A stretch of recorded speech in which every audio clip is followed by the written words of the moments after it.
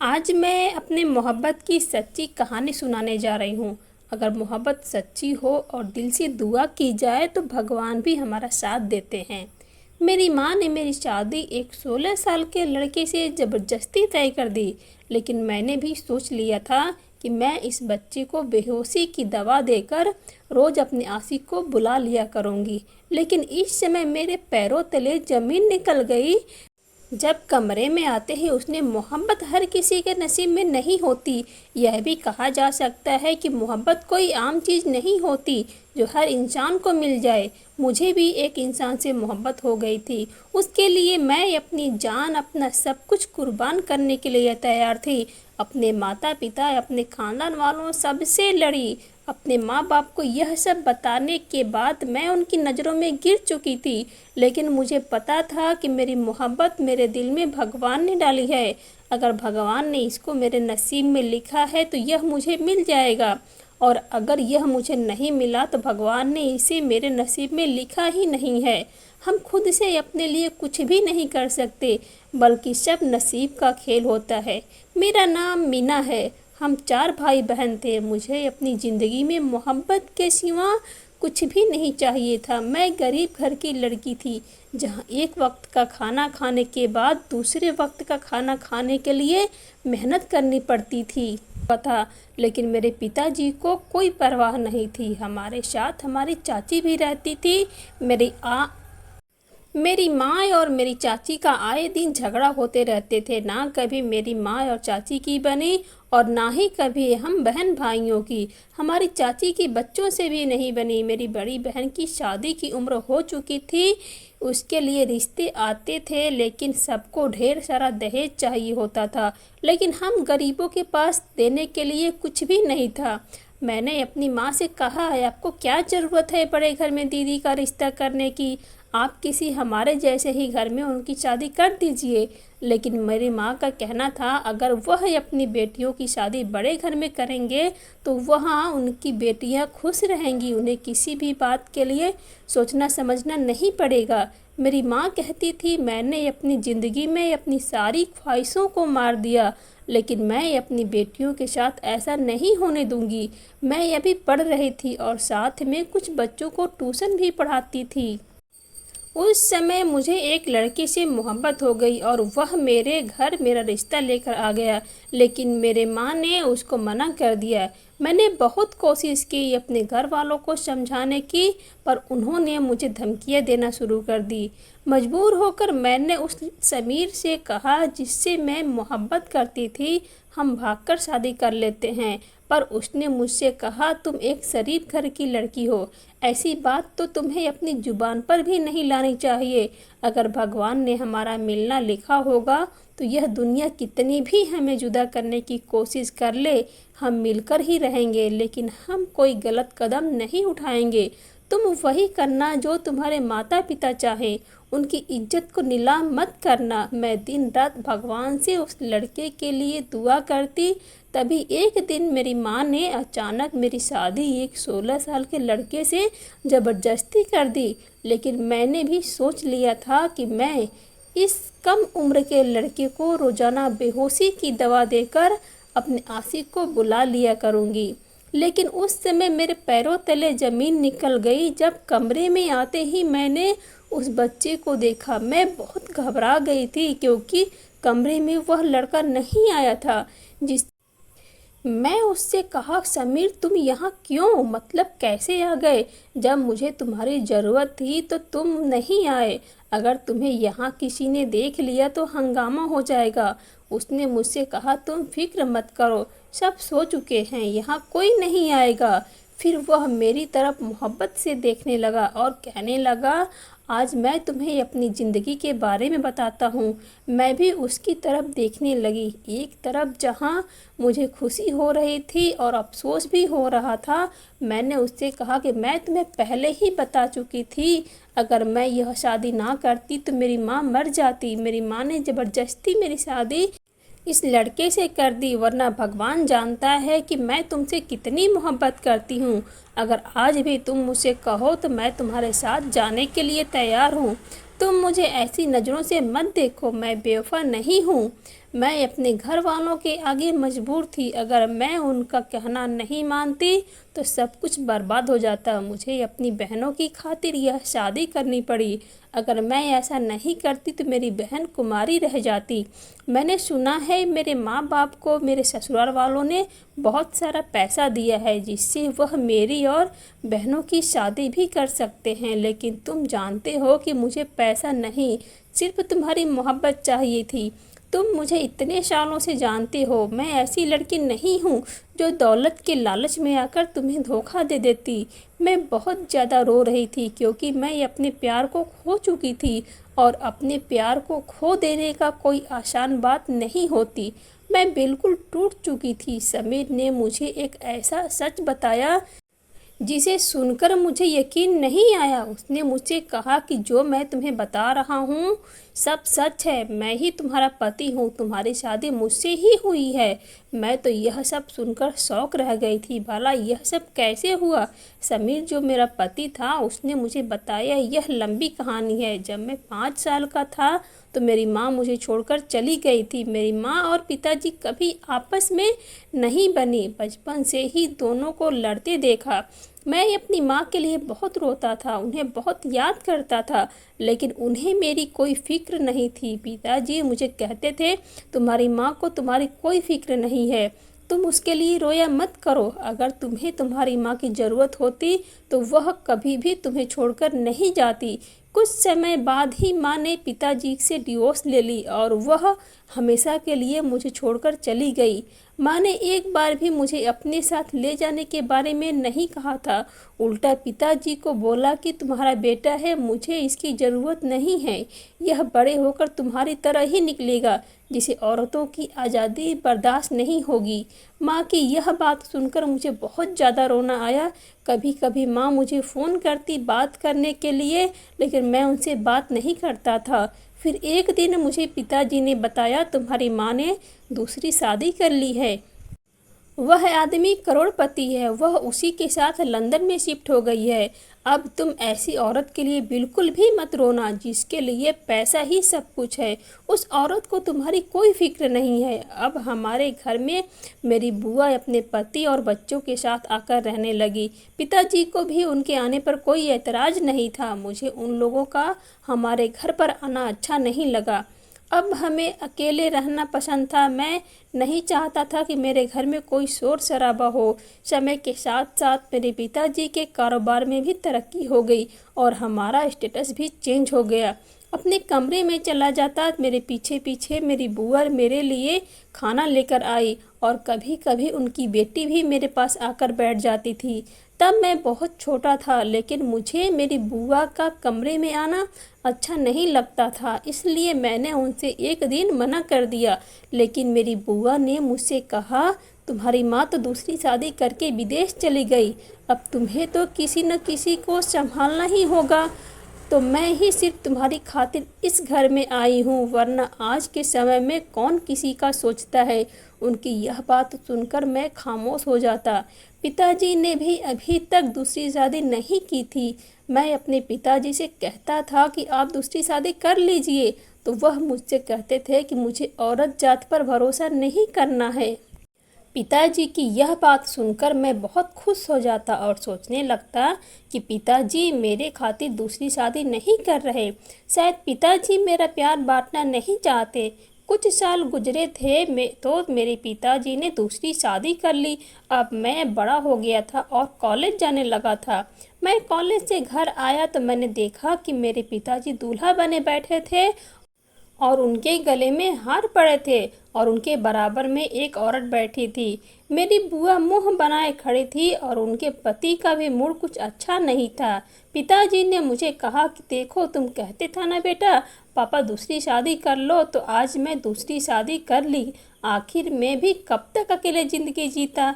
पिताजी से कहा कि अगर आपको शादी करनी थी तो आप पहले क्यों नहीं की, इस उम्र में आकर आपने शादी क्यों की। पिताजी ने कहा कि तुम्हारा क्या मतलब है कि शादी क्यों की? क्या मैं तुम्हारी खातिर पूरी ज़िंदगी ऐसे ही रहता? कल को तुम भी शादी करके अपने बीवी बच्चों में मगन हो जाओगे तो शायद तुम्हें भी मेरी फिक्र ना रहे। वैसे भी आज के ज़माने में माँ बाप को कौन पूछता है। मैं इस समय घर से बाहर चला गया। माता पिता और औलाद के लिए बहुत ज़रूरी होते हैं, उनकी कमी कभी भी कोई पूरी नहीं कर सकता। मैं बहुत देर तक सड़कों पर ऐसे ही घूमता रहा। देर रात जब मैं अपने घर पहुंचा, मैंने देखा कि कोई चोरी चोरी हमारे घर में घुस रहा है। वह मेरी दूसरी माँ के कमरे में गया था। मैं भी उसका पीछा करने लगा। मुझे लगा कि शायद कोई चोर है। माँ के कमरे के दरवाजे के पास पहुंचा तो मुझे उनकी बातें करने की आवाज़ आई। वह मेरी माँ का दोस्त था।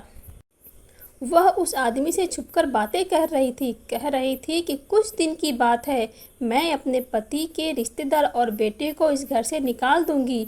यह सारी दौलत हमारी होगी। और वह बहुत दोनों हंस रहे थे। मैंने सोचा कि जाकर उनकी खबर लेता हूँ। मैं मुड़ा तो अचानक मेरी नज़र बुआ पर चली गई। वह रात को इस समय घर से बाहर जा रही थी। मैं सोच में पड़ गया कि वह इस समय घर से बाहर क्यों जा रही हैं। घर की औरतों को क्या हो गया था। एक छुपकर कमरे में गैर मर्द से हंस हंस कर बातें कर रही थी और दूसरी रात के इस समय घर से बाहर छुपकर जा रही थी। मेरी बुआ चाहती थी कि मैं उनकी बेटी से शादी कर लूँ, मेरी सारी दौलत उनकी हो जाए। और उनकी बेटी जो मुझे मेरी दौलत से मोहब्बत करती थी। और यह सब देखकर मेरा दिल बहुत ख़राब हो चुका था। मैं अपने पिताजी से बहुत नाराज़ था। एक दिन उन्होंने इस उम्र में शादी कर ली थी और शादी भी की ऐसी औरत से कि जो उनके काबिल नहीं थी। मैंने रात का सारा किस्सा पिताजी को बताया। उन्होंने मेरी बात पर यकीन नहीं किया। उन्होंने मुझसे कहा कि सब औरतें तुम्हारी माँ जैसी नहीं होती। इस बात पर मुझे बहुत ज़्यादा गुस्सा आया। मैंने उनसे कहा कि आप हर बार तुम्हारी माँ करते रहते हैं। मैं खुद उसे अपनी माँ नहीं बनाया। आपने खुद अपनी मर्जी से उसे शादी की थी और उस औरत के लिए पूरे ख़ानदान को छोड़ दिया था। अब तो आपने भी दूसरी शादी कर ली है। दोनों ही अपनी अपनी ज़िंदगी में आगे बढ़ चुके हैं। मैं तो आप दोनों की ज़िंदगी में हूँ ही नहीं। आप लोगों के पास मेरे लिए समय ही नहीं है। पिताजी ने कहा कि तुम भी अपनी शादी कर लो। कल को तुम्हारे बीवी बच्चे होंगे तो तुम्हें रिश्तों की समझ आ जाएगी। तुम्हारी बुआ की बेटी बहुत अच्छी है, उसने सारा घर संभाल रखा है। तुम उसके साथ खुश रहोगे। मैं पिताजी से कहा, मुझे किसी ऐसी लड़की से शादी नहीं करनी जिससे मुझे प्यार न हो, जिसे मेरी दौलत से प्यार हो। मैं ऐसी लड़की से शादी करना चाहता हूँ जो सिर्फ मुझे चाहे और उससे ही यह करूँगा कहकर मैं अपने कमरे में चला गया। मैं बहुत अकेला फील कर रहा था। कभी कभी तो मुझे ऐसा लगता था कि मैं डिप्रेशन का शिकार हो गया हूँ। मेरी दूसरी माँ मुझे कहती थी कि जाओ अपने आप को किसी साइकोलॉजी को दिखा लो। मेरी दूसरी माँ पिताजी के सामने मुझे बहुत प्यार से बात करती थी। मेरी सगी माँ भी अपने बच्चों में बिजी थी। अब तो वह मुझे फ़ोन भी नहीं करती थे। मेरे पिताजी मेरा रिश्ता अपने दोस्त की बेटी से तय कर रहे थे। वह लोग मेरे घर में नीचे हॉल में बैठे थे। उसी समय मेरी बुआ की बेटी मेरे कमरे में आ गई और मुझे प्लीज़ मुझसे शादी कर लो। यह सुनकर मैं उससे कहा कि ठीक है, मैं तुमसे शादी करने के लिए तैयार हूँ, लेकिन हम यह घर बार छोड़कर चले जाएंगे। हम अलग घर में रहेंगे और कोई छोटी मोटी नौकरी कर लूँगा, क्योंकि पिताजी तो मुझे इस घर से निकाल देंगे। वह हैरान हो गई। मुझसे कहने लगे कि मैं सोचकर बताती हूँ। मुझे उस पर हंसी आने लगी, क्योंकि अगर उसे मुझसे मोहब्बत होती तो उसे सोचने की ज़रूरत नहीं पड़ती। इस समय मेरी बुआ ने दरवाजे को बाहर से बंद कर दिया और शोर मचाने लगी। शोर सुनकर पिताजी और मेहमान भी ऊपर आ गए। मैंने दरवाज़ा खोलने की कोशिश की तो दरवाज़ा बाहर से बंद था। किसी ने भी यह बात नोटिस नहीं की। फूफा दरवाज़ा तोड़ने की कोशिश करने लगे। मेरे दिमाग में तो ऐसा कुछ भी नहीं था जो हो रहा था। जब फूफा ने दरवाज़ा तोड़ दिया और वह अंदर आए तो उन्होंने अपनी बेटी के मुंह पर एक थप्पड़ मारा। पर बुआ ने कहा कि बेटी को क्यों मार रहे हो, इस लड़के से पूछो जिसने मेरी बेटी को बहलाकर अपने कमरे में बुलाया था। जब इसको मेरी बेटी से शादी करनी ही नहीं थी तो क्यों उसने इसे अपनी मीठी मीठी बातों में फंसा कर रखा था।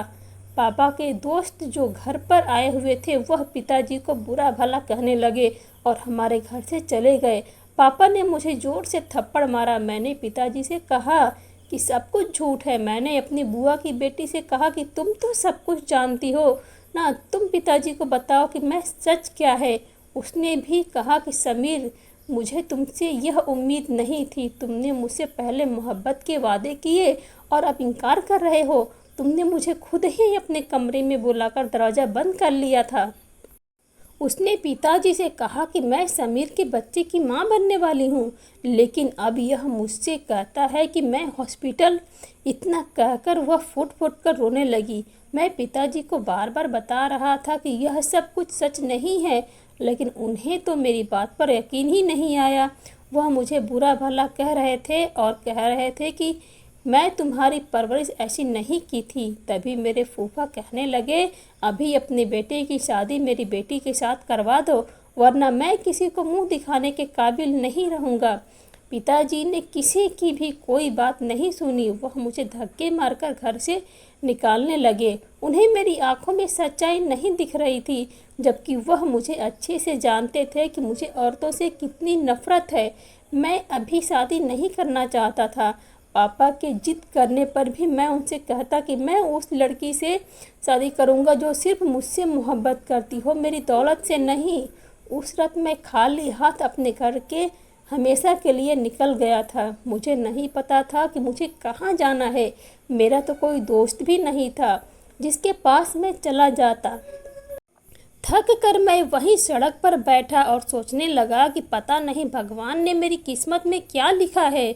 मुझे अपने पिताजी का यूं बदला हुआ अंदाज देखकर बहुत अफसोस हुआ था।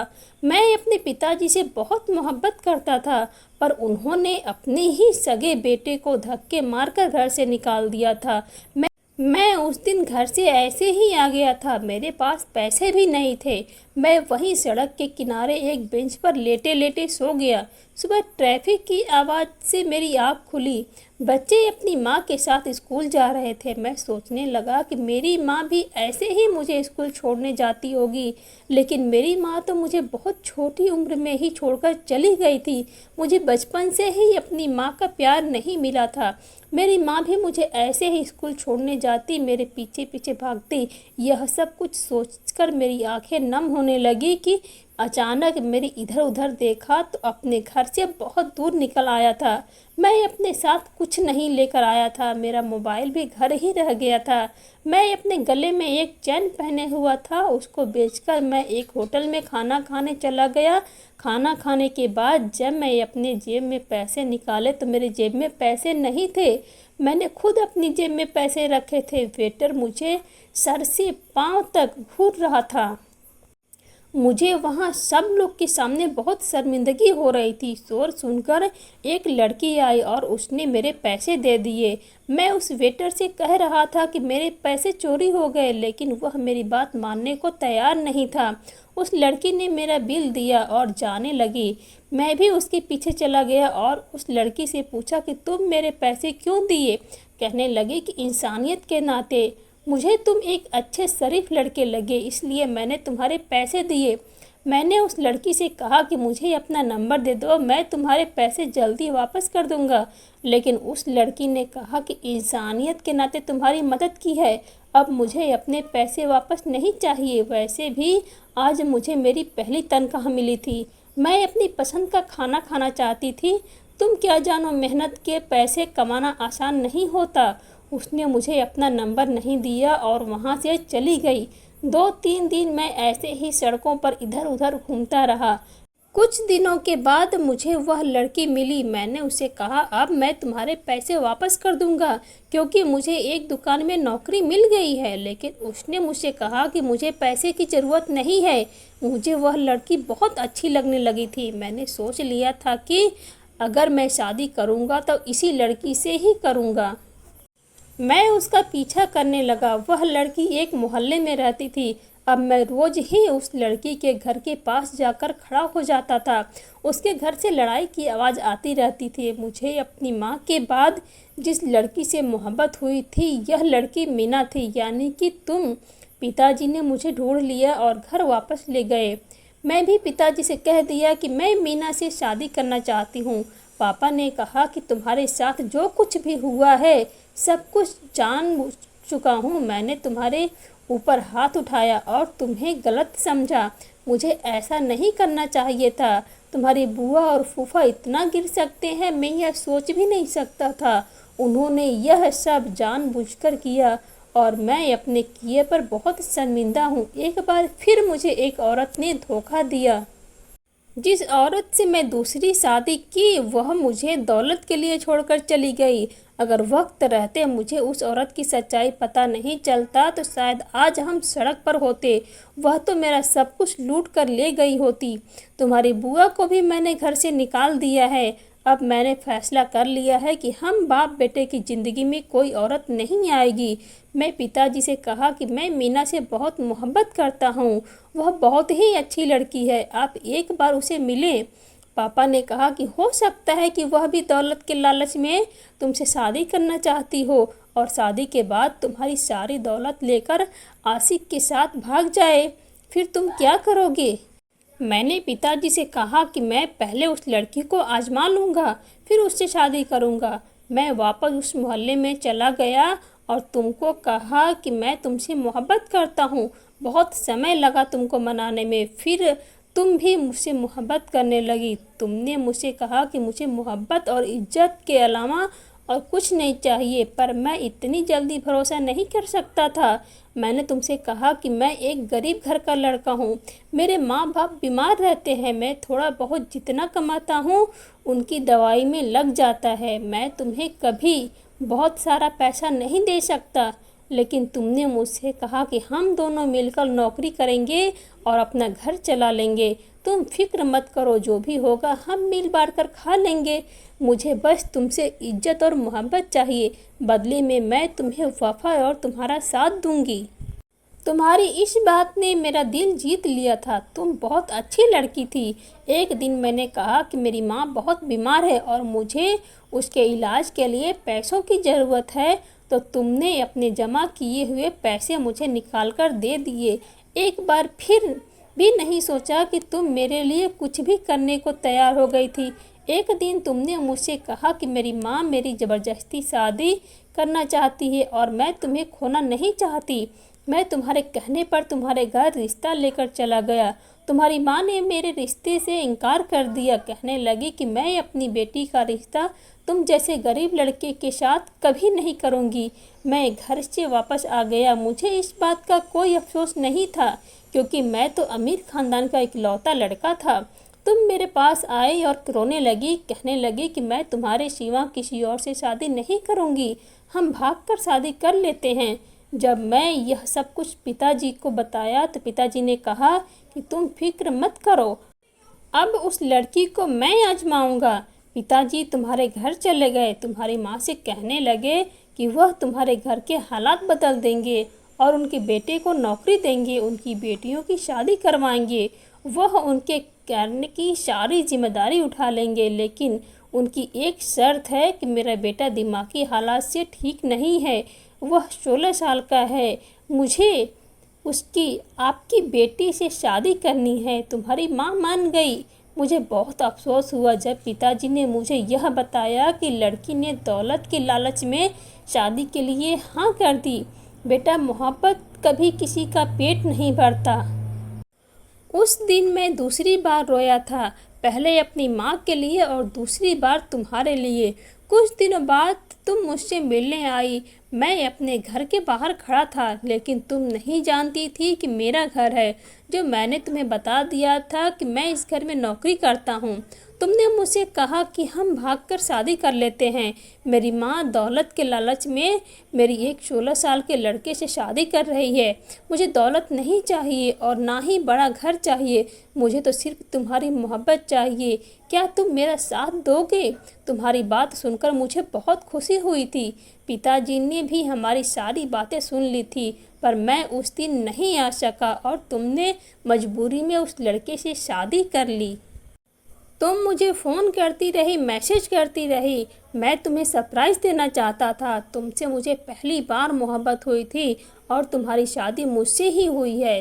तुम यहाँ मेरे घर में हो, तुम्हें यहाँ सब कुछ मिलेगा, कभी भी तुम्हें किसी भी चीज़ की परेशानी नहीं होगी। तुम कभी मेरे साथ बेवफाई मत करना, मुझे छोड़कर मत जाना। यह सुनकर मैं हैरान रह गई थी कि मेरा पति हाथ पकड़कर यह सब बातें कर रहा था। उसकी आंखों में आंसू थे और मैं अपनी किस्मत पर हैरान थी, जैसे मैं कोई सपना देख रही हूँ।